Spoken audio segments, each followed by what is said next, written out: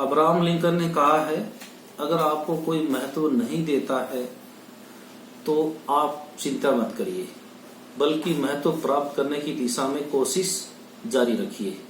नमस्कार दोस्तों, मैं हूं आर के।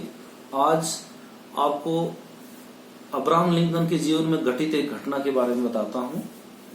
ये बात उन दिनों की है जब अब्राहम लिंकन अमेरिका के राष्ट्रपति बने थे। घर घर में इस बात की चर्चा थी कि एक गरीब परिवार का बेटा अपने संघर्षों और शिक्षा के बदौलत देश का राष्ट्रपति बना। उनका स्वभाव बड़ा ही सरल था। वो जहां भी जाते थे लोग उनका सम्मान करते थे, उनका अभिवादन करते थे। एक बार की बात है, वो अपनी पत्नी के साथ सैर करने जा रहे थे तो लोग उनसे मिलजुल रहे थे, उनका अभिवादन कर रहे थे। लोग उनको अपनी समस्याएं भी बता रहे थे और उनका निराकरण करने का अनुरोध भी कर रहे थे।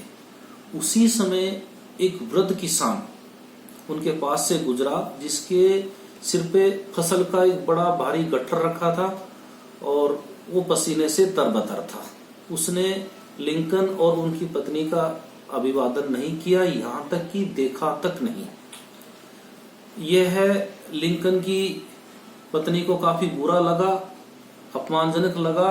उसने नाराजगी जताते हुए लिंकन से कहा, कैसा अशिष्ट और मूर्ख किसान है जिसने हमारा अभिवादन नहीं किया। क्या उसको पता नहीं है वो जिस देश में रहता है उस देश का राष्ट्रपति उसके सामने खड़ा है।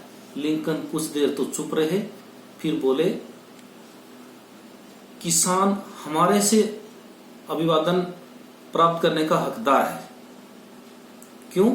वह अपनी कड़ी मेहनत से फसल उगाता है जिससे हमें भोजन मिलता है। ये सुन के लिंकन की पत्नी को अपनी गलती का एहसास हुआ।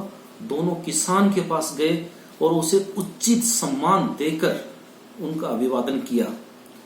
इस प्रकार इस कहानी से हमें शिक्षा मिलती है कि हम कितने भी बड़े बन जाएं, अपने से जो बड़े हैं और किसी का भी सम्मान करना कभी भी भूलना नहीं चाहिए।